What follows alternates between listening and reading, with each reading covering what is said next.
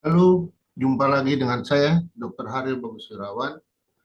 Eh, Kesempatan kali ini saya akan membahas untuk pelajaran BST, Basic Safety Training pada awak kapal pelayaran yang dimulai dengan anatomi faal dan atau anatomi dan faal pada tubuh manusia. Ya, jadi BST itu adalah Basic Safety Training. Ya, sesuai dengan namanya, eh, pelatihan keselamatan dasar, ya. Yang harus digarisbawahi adalah bahwa ini adalah dasar yang harus Anda ketahui. Bicara masalah medis, kalau kita tidak bicara tentang masalah faal dan anatominya, itu kurang cocok. Walaupun di sini saya tidak akan menjelaskan seperti halnya mahasiswa kedokteran yang mendapatkan pelajaran anatomi dan faal di Fakultas Kedokteran, karena itu terlalu luas dan terlalu banyak bahasannya untuk Anda semua yang bukan medis, ya. Tapi kenapa harus Anda belajar seperti ini? Karena AIMO memang menetapkan seperti itu. Di dalam bukunya yang berjudul IMGS atau International Medical Guide for Ships, AIMO menekankan bahwa pentingnya awak kapal pelayaran memahami masalah medis yang dikarenakan tidak di semua kapal itu memiliki tenaga medis eh, ataupun para medis. Ya. Untuk lebih lanjut, coba kita lihat di sini. Ya, sudah ada gambarnya, sudah ada PowerPoint yang saya buat yang berjudul Anatomi dan Faal Tubuh Manusia. Ya, jadi di dalam tubuh manusia ini ada sistem organ yang tidak bisa dipisahkan. Ya. Jadi ini berjalan berbarengan. Ada yang nama sistem tulang kerangka, ada yang namanya sistem saraf, sistem otot panca indera, sistem pernapasan, sistem jantung dan pembuluh darah, sistem pencernaan, saluran kemih, sistem reproduksi, dan endokrin. Kita tidak akan membahas ini semua secara gamblang, hanya yang poin-poinnya saja sekiranya Anda bisa mengerti kenapa anatomi dan faal itu perlu dipelajari. Oke, lalu berikutnya nanti setelah ini ada pemeriksaan atau pemeriksaan terhadap tanda-tanda vital. Tanda-tanda vital yang dimaksud itu adalah denyut nadi, pernapasan, kesadaran, pupil mata, tensi darah, dan suhu. Tapi untuk tanda vital sudah saya buat di video saya yang sebelumnya. Silahkan Anda cek. Jadi saya tidak bicara dua kali, ya. Oke, lanjut di slide berikutnya. Fungsi daripada uh, sistem tulang dan kerangka. Tulang itu menyangga tubuh, memberikan bentuk tubuh, tempat melekatnya otot sebagai alat penggerak dan melindungi organ dalam. Kenapa seperti itu ya? Contohnya tulang kepala ini, ya, dia lampunya kurang. Lampunya, mantap. Ya. Nah ini kan sip. Jadi di dalam tulang kepala ini ada yang namanya otak. Ya. Otak ini lembek, lembut, ya serba lemah lah. Makanya Tuhan melindungi di dalam kerangka kepala yang keras ini. Begitu juga dengan jantung, paru-paru, ya, organ-organ penting yang ada dalam rongga dada ini. Ya, namanya rongga dada. Rongga itu suatu lubang bolongan. Nah, dinding-dindingnya itu terdiri dari tulang dada, iga, terus iga bagian depan, belakang, dan tulang belakang. Itu membentuk dinding. Nah, di dalam dinding itulah ada organ. Ya, oke. Memberikan bentuk tubuh jelas. Tempat melekatnya otot. Ya, jadi kalau ada patah tulang, eh, ototnya ini juga akan terkena dampak. Ya, jadi ada rasa nyeri, susah gerak, dan lain sebagainya. Sebagai alat penggerak jelas melindungi organ dalam sudah saya jelaskan tadi. Oke, ini bagian tulang kerangka, tulang kerangka. Anda bisa pause videonya lalu dibaca saja ini. Ya, saya tidak jelaskan satu persatu. Ada tulang belakang, tulang selangka, belikat, tulang dada, tulang iga terus ya. Sambil Anda membaca mungkin Anda bisa browsing seperti apa bentuknya. Lalu di sini yang penting lagi, ini gambar tulang ya. Anda bisa pause videonya lalu Anda lihat dengan seksama. Dan tulang belakang ini dibagi menjadi 7, 12, 5, 5, 4. Jadi secara keseluruhan ada 19, 29, 33. 33 ruas tulang belakang. Ya, jadi tulang belakang bentuknya pipih-pipih seperti ini. Ya, pipih. Walaupun pipih, pipih gini, tapi di tengahnya ada bolongan gitu. Nah, ada bolong. Ya. Jadi ini nanti buat tempat saraf, saraf dari otak kita ada saraf panjang ke bawah. Oke, ini ada sendi-sendinya, ya. Ada yang dinamakan sendi, joint itu sendi. Sendi pivot, saya lupa bahasa Indonesianya apa. Hinge itu engsel, pivot yang sendi putar. Kalau ball and socket itu cuman ada di satu. Kayaknya ball and socket itu ada beberapa kok, ada di sini ya, jadi dia bebas bergerak kemana-mana, dan di sini ya, di pundak sini ada sendi pelana ya, dan lain sebagainya ya, yang ada sendi yang bebas bergerak, ada sendi yang tidak bebas bergerak, ada yang susah memang bergerak, bukan susah, terbatas kayak misalnya ini ya, ini atau ini cuman begini aja, tetapi kan nggak bisa ke bawah, dia bentuk gini, dia bisa cuma ini doang, angkat, nah ya, angkat nih, nggak bisa turun. Oke, berikutnya rongga tadi saya sudah jelaskan, silakan di pause dulu videonya dan dibaca ini. Lalu berikutnya ini gambarannya, ada rongga tengkorak isinya otak, rongga tulang belakang isinya saraf yang menjulai ke bawah, rongga dada tadi ya itu ada sekatnya, terus di sini ada rongga perut, rongga panggul. Ya, jadi ada rongga perut, rongga panggul, rongga dada, rongga panggul, rongga perut, dada, dan tengkorak. Ada 4 rongga yang besar. Ya, rongga kecil-kecil ada yang di hidung ini yang kita namakan dengan sinus. Tapi kita nggak belajar sampai ke situ. Ya. Kan sistem saraf itu terdiri dari susunan saraf pusat dan saraf tepi.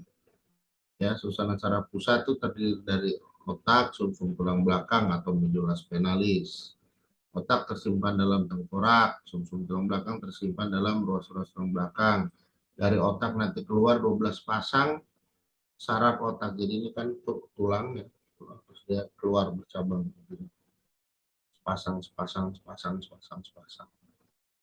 Ya, ini kita nggak membahas lebih jelas, lebih jauh ya. Ini secara umum Ini adalah otak besar atau cerebrum. Yang kecil ini namanya cerebellum. Terus ada pelapis otak namanya meninges. Ya, meninges. Lalu ada otak tengah, lalu ada pons, medula oblongata, di batang otak ya, batang otak, pons, medula oblongata. Terus ini sumsum tulang belakang itu akan terus ke bawah. Ya, ini kita nggak belajar, ini juga kita nggak belajar ya. Sekedar tahu aja kalau Anda mau apa, mau Anda pause, saya kasih waktu. Lalu ini saya kasih waktunya ada 12 pasang saraf otak ya. Yang untuk di kepala nih, yang dulu saya hafal nih beginian. Sekarang udah kalau baca ya bisa, kalau ngapal nah. Tuh otak yang jarang juga dipakai dalam praktek ya, paling para spesialis yang masih memakai ini. Biasa kalau dokter umum udah nggak ngelihat kayak begini lagi, kayak misalnya trigeminus ini untuk wajah, mulut, dan gigi. Nah, pada kasus yang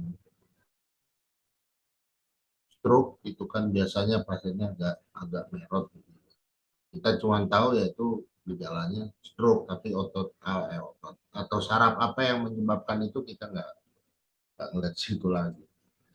Nah, sistem otot polos, ranlintang, otot jantung, ya ada 3 macam ini ya. Pak Chandra sudah tahu sendiri. Nah, pernapasan.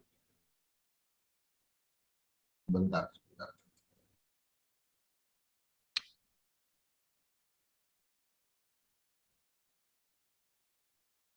Oke, untuk pernapasan ya agak panjang bahasannya. Jadi kita mulai dari gambar sini dulu. Kita lihat ya bahwa udara O2 itu masuk ke dalam trakea sini ya, lalu dari trakea dia bercabang 2, ada namanya saluran bronkus yang tebal. Bronkus ini nanti bercabang yang kecil lagi namanya bronkiolus. Dari bronkiolus, di ujung-ujungnya bronkiolus ini ada yang namanya alveolus atau kantung udara. Di alveolus ini perjalanan O2 itu berakhir ya, di alveolus. Berakhir di tingkat paru-paru. Nah, dari sini lanjut ke tingkat tubuh ya. Jadi caranya dari alveolus ini kalau kita gedein, nah ini alveolusnya, terus di luarnya ada anyaman pembuluh darah.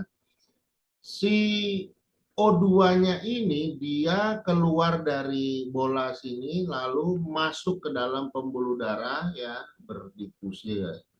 Masuk ke dalam pembuluh darah. Nah, di dalam pembuluh darah itu ada yang nunggu lah ibaratnya, itu namanya hemoglobin. Dia harus berpasangan seperti plak. Nah, HB agak susah sebentar. Ya, jadi ini HB O2 pasang. Nah, kayak begitu lah. Nah, pasang. Jalan dia kemana-mana. Ya. Perjalanan pertama HbO2 itu ke jantung. Dari jantung itu keluar melalui pembuluh darah ke seluruh tubuh, ke seluruh organ. Pembuluh darah yang keluar dari jantung namanya arteri. Tandanya yang ini nih, arteri ini merah dia.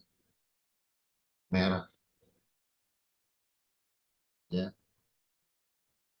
Di seluruh tubuh udah nyampe di organ itu, O2 dilepaskan. O2 dilepaskan.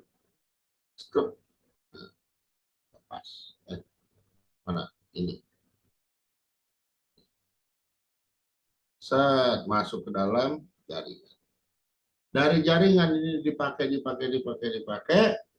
keluarlah CO2.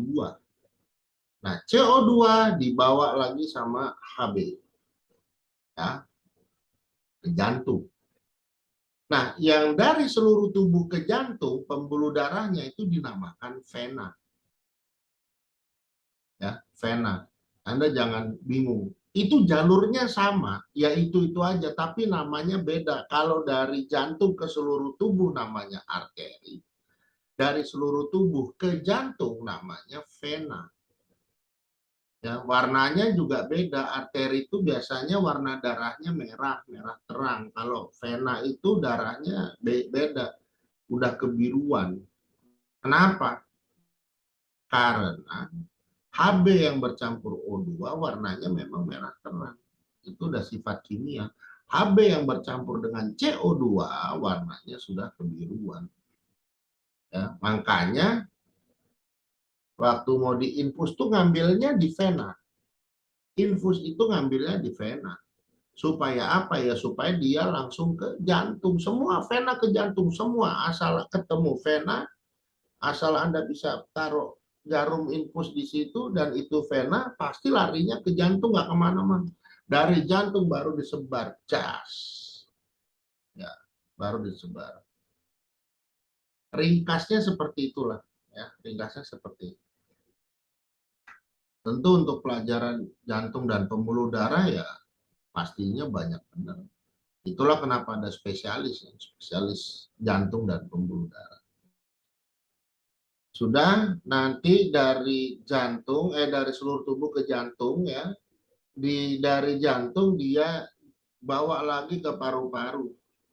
Di paru-paru O2 dilepaskan kayak tadi masuk dia keluar dari pembuluh darah masuk ke alveolus. Alveolus masuk ke bronkiolus, bronkiolus masuk ke bronkus, bronkus ke trakea, trakea keluar ke udara bebas. Nah, masuk lagi O2, keluar lagi, begitu terus. Jadi mau dipikir-pikir juga kita ini unik juga ya, tanpa sadar kita napas, dan itu memang sudah kebesaran Allah ya. Jadi udara yang kita dapatkan ini oksigen itu nggak bayar, ya kan? Kalau COVID kemarin mau beli tabung aja bayar itu. Beli tabung, beli oksigennya bayar. Ya. Oke, normalnya sih nggak bayar. Udahlah kita teruskan ya, itu perjalanan O2 dari dalam tubuh, di dalam tubuh. Dia harus berikatan dengan AB. Jadi banyak yang harus berikatan dengan anggota darah ya. Di situ ada AB. Pokoknya di dalam darah itu kebanyakan nggak bisa jalan sendiri. Ya ada yang jalan sendiri. Contohnya berpasangan lagi apa ya? Insulin. Insulin dengan glukosa pada kasus diabetes. Karena kalau glukosa tidak diikat dengan insulin, glukosanya nggak bisa lari ke organ untuk dipakai, nggak bisa. Mandek aja dia di situ. Insulinnya kurang, glukosanya nambah. Menjadi hiperglikemi atau peningkatan kadar glukosa dalam pembuluh darah. Ya, itu dia. Sampai sini terus ini masalah jantung, ini diagram yang tadi ya, dari paru ke jantung, jantung ke seluruh tubuh ke paru lagi. Yang namanya seluruh tubuh itu bagian atas dan bagian bawah. Seluruh tubuh semuanya memerlukan oksigen untuk melakukan metabolisme. Ini pembuluh darah yang namanya arteri yang warna merah. Ini yang biru, ini namanya vena. Kita nggak belajar sampai ke situ. Terus kandung kemih. Ya, untuk sistem kandung kemih itu dimulai dari ginjal. Sistem kandung kemih dimulai dari ginjal, ginjal ya jadi darah lari ke ginjal, dari ginjal nanti disaring, sisanya nanti berupa air atau kita sebut dengan air kemih atau kencing, itu disalurkan ke ureter, dari ureter itu nanti ditampung di toren sini apa namanya, kandung kemih, dari kandung kemih turun ke uretra, ada ureter ada uretra ya. Uretra itu ada di mana? Itu ada di dalam alat kelamin. dalam alat kelamin pria maupun wanita. Cuman kalau di wanita dia uretranya pendek, kalau di pria agak panjang sesuai dengan alat kelamin. Ya, itu. Lalu kalau sistem reproduksi, saya cuma bilang ini dibaca saja, nah, nggak gitu menjelaskan. Kalau pada perempuan, saya juga bingung sih menjelaskan sistem reproduksi ini. Harusnya pakai gambar. Oh ya, kita coba pakai gambar ya. Ini kalau sistem reproduksi laki-laki. Kita copy, ganti dulu. Ya, kita paste.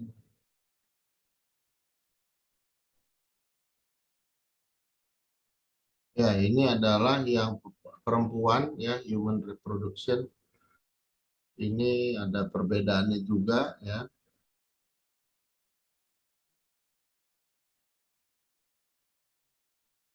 Oke, kita dulu besarkan dulu. Ya,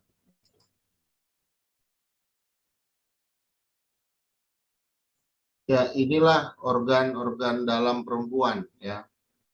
Kalau organ luarnya sih nggak usah dipelajari lagi, itu Anda juga udah tahu, mau yang laki mau perempuan udah tahu semua. Tapi yang di dalam ya, jadi organ dalam inilah yang namanya vagina, bentuknya lorong seperti ini, tempat atau organ wanita untuk melakukan persetubuhan itu ada di vagina. Ya, lalu ini adalah mulut rahimnya dan ini adalah rahimnya.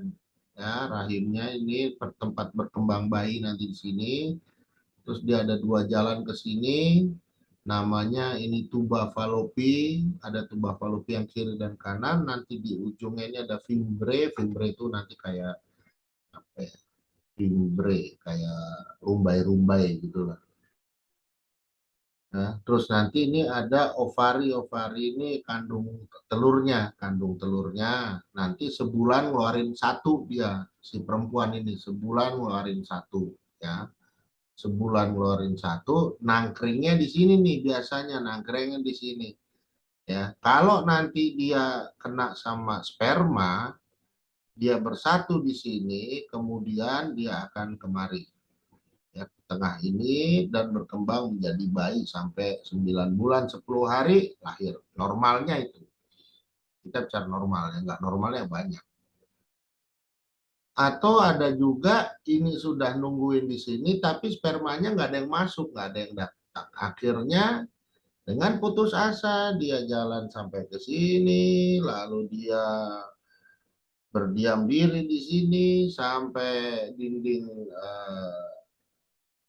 dinding rahimnya ini ikut kering kering kering, lalu dia rontok luruh dengan darah dan menjadi darah kotor atau yang disebut dengan proses menstruasi, ya. Kira-kira seperti itu. Kalau masih belum jelas juga, ulang lagi ulang lagi. Coba mundur berapa, 1-2 menit sebelumnya, ya. Nah, kalau ini pada laki-laki, ya, ini bentuk pensnya seperti ini. Sini ada kandung kemih, ya, kandung kemih.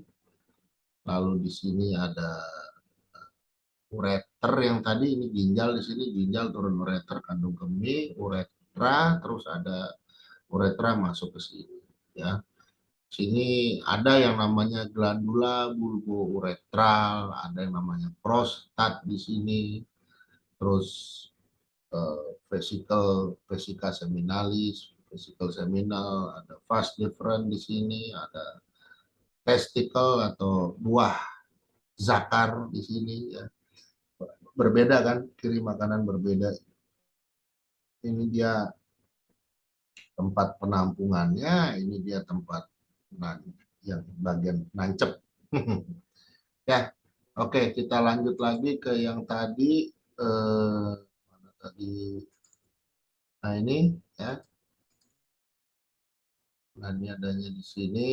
Kira-kira ada sistem reproduksi, sistem endokrin adalah kelenjar buntu yang mengeluarkan zat yang langsung masuk ke pembuluh darah. Zat tersebut ada hormon yang berhubungan dengan metabolisme tubuh.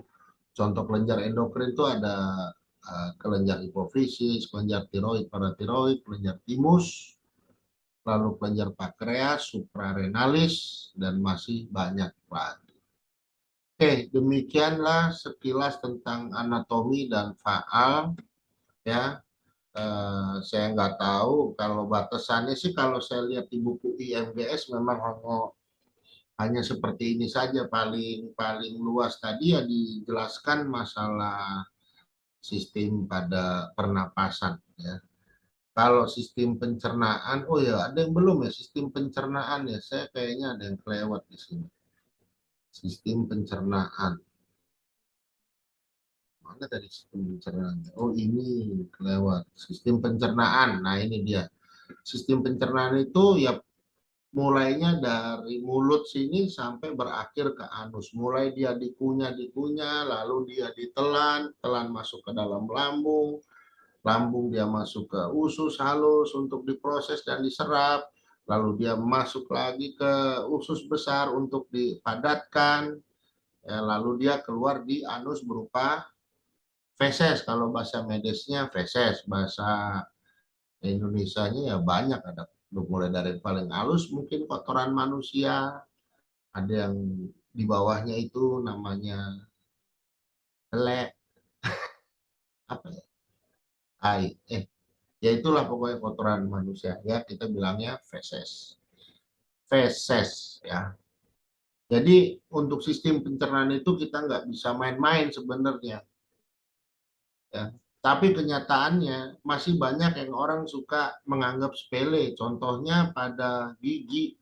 Gigi itu termasuk salah satu bagian dari sistem pencernaan. Kalau giginya berfungsi kurang baik, makanannya yang dikunyah juga kurang lembut, kurang bagus, masuk ke lambung, akhirnya lambung bekerja lebih berat, kebanyakan lebih berat, jadinya dia nanti pasti ada gangguan sekresi asam lambung di situ. Ya pokoknya memang tidak langsung efeknya, tapi akumulasi sampai nanti akhirnya terjadilah beberapa proses pencernaan seperti pengunyahan, penelanan, pencernaan, penyerapan, dan lain sebagainya. Oke, sistem pencernaan pada manusia itu seperti ini udah saya bilang tadi, secara gamblangnya seperti itulah ya.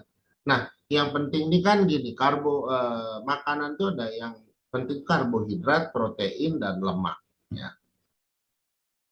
Waktu kita masuk makanan ke mulut, itu mulut mengunyah bagian karbohidratnya. Sudah sampai dia masuk ke lambung ya, ke lambung. Di lambung dirubah bagian proteinnya. Sudah, lemaknya belum. Lemaknya nanti dirubah di bagian apa namanya? Dekat-dekat kandung empedu situlah. Karena untuk pemecahan lemak harus ada enzim yang dihasilkan dari kandung empedu. Ya, udah beres semua, terus nanti dioper, diproses sampai nanti di usus besar nanti dilakukan pemadatan ya, pemadatan dan lain sebagainya, itu cairan juga diserap, air diserap, sisanya dipadetin, seret, jadi feses keluar di anus ya, sampai anus. Oke. Kayaknya ini udah, saluran kemih udah, reproduksi udah tadi, mana ada kelewat nggak?